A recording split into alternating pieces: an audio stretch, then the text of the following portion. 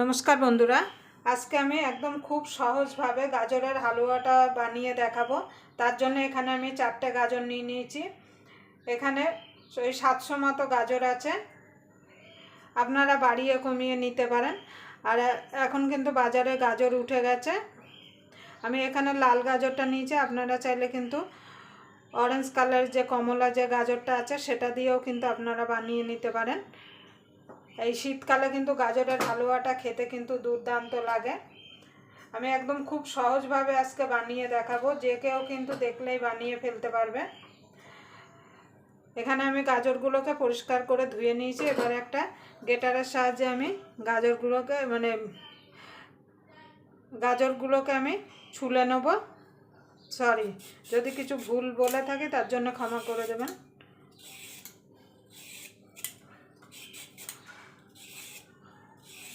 আলু ছোলা দিয়ে আমি গাজরগুলোকে এইভাবে পরিষ্কার করে ছুলে নেব। গাজরগুলো কিন্তু আগের থেকে ভালো করে ধুয়ে নিতে হবে, আর ছুলেও কিন্তু আরেকবার ধুয়ে নিতে হবে।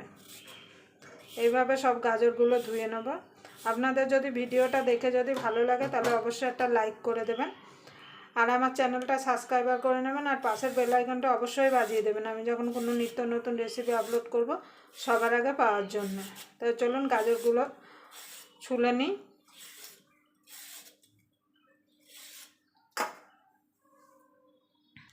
দেখুন বন্ধু, গাজরগুলো ছুলে নিয়ে চলে এসেছি। এখানে একটা আমি গ্রেটার নিয়ে নিয়েছি, গ্রেটারের সাহায্যে গ্রেট করে নেব।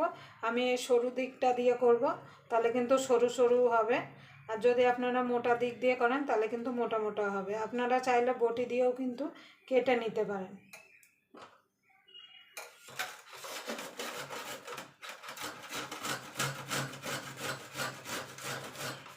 একটুখানি খুব লম্বা আছে তো একটু কেটে নিয়ে আসবো। দেখুন বন্ধুরা, আমি গাজরটা কেটে নিয়ে এসেছি। এবার গ্রেট করে নেব গাজরটা।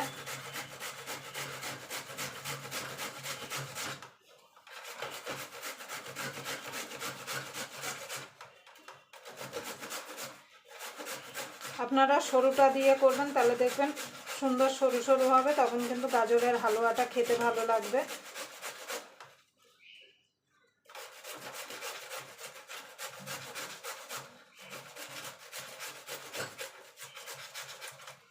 দেখুন বন্ধুরা, এইভাবে আমি সব গাজরগুলোকে গ্রেট করে নেব। দেখুন বন্ধু, গাজরটা গ্রেট করে নিয়েছি। এবার গাজরের হালুয়াটা বানানোর জন্য গ্যাস ধরিয়ে কড়াই বসিয়ে দেবো।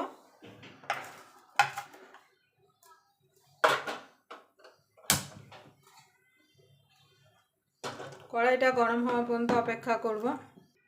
দেখুন বন্ধু, কড়াইটা গরম হয়ে গেছে, দিয়ে দেবো অল্প একটু ঘি।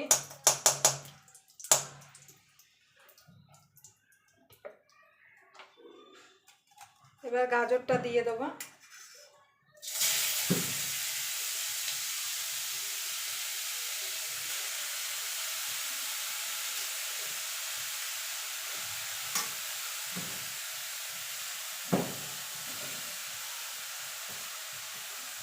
এবার গাজরটাকে মিনিট দুয়েক এইভাবে একটু নাড়াচাড়া করে নেব। গাজরের যে কাঁচা গন্ধটা আছে সেটা কিন্তু চলে যাবে। অনেকে কিন্তু গাজরের কাঁচা গন্ধটা পছন্দ করে না। এইভাবে যদি আপনারা গাজরের হালুয়াটা যদি বানিয়ে নেন তাহলে কিন্তু কাঁচা গন্ধ আর লাগবে না খাওয়ার পরে। দেখুন বন্ধুরা, গাজরটা কতটা মজে গেছে।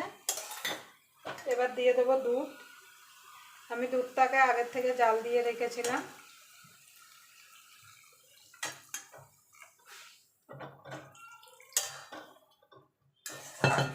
এবার এটাকে ফুটতে দেবো।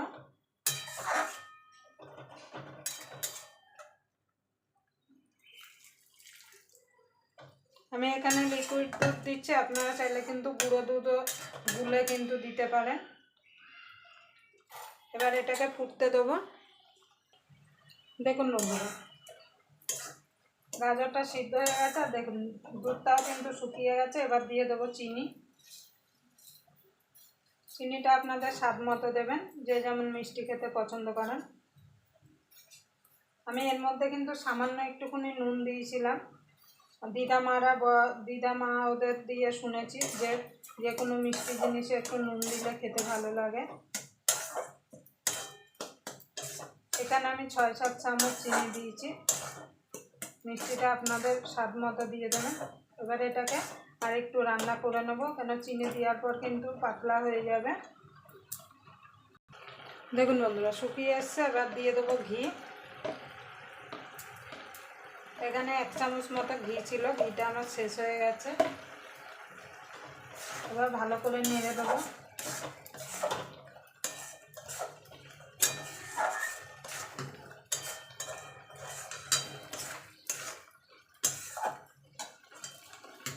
এবার দিয়ে দেবো খোয়া ক্ষীর কিছুটা। আমি এখানে খোয়া ক্ষীর দিচ্ছি, আপনারা খোয়া ক্ষীরের বদলে কিন্তু গুঁড়ো দুধও দিতে পারেন, কিন্তু খোয়া ক্ষীরটা দিলে স্বাদটা বেশি ভালো লাগবে খেতে। এবার আর একটু শুকিয়ে নেব, তাহলেই আমাদের গাজরের হালুয়াটা রেডি হয়ে যাবে। আর একটু শুকাবো, কেন ঠান্ডা হলে কিন্তু আর একটু শুকিয়ে যাবে। দেখুন বন্ধু, এখানে আমি কাজু আর আমল বাদাম ছোট ছোট করে কেটে ঘি দিয়ে ভেজে রেখেছি, সেটা খানিকটা দিয়ে দেবো আর খানিকটা গার্নিশের জন্য রাখবো।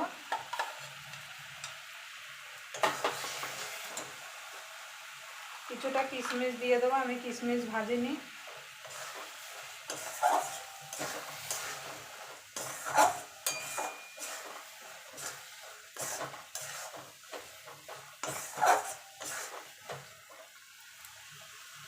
দেখুন বন্ধুরা, গাজরের হালুয়াটা হয়ে গেছে, যেমন সাইড থেকে তেল ছেড়ে দিয়েছে।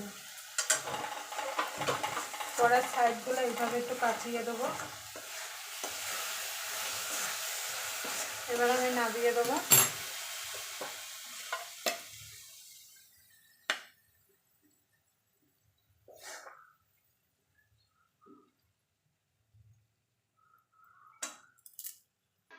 দেখুন বন্ধুরা, গাজরের হালুয়াটা হয়ে গেছে। এবার উপর থেকে কিছু খোয়া ক্ষীর ছিটিয়ে দেবো, মানে ছড়িয়ে দেবো। দেখতে ভালো লাগবে এতে। আর এখানে কিছু কাজু কিশমিশ আর আমল বাদাম রেখেছিলাম, সেটা উপর থেকে সাজিয়ে দেবো। দেখুন বন্ধুরা, দেখতে দেখুন কত সুন্দর লাগছে।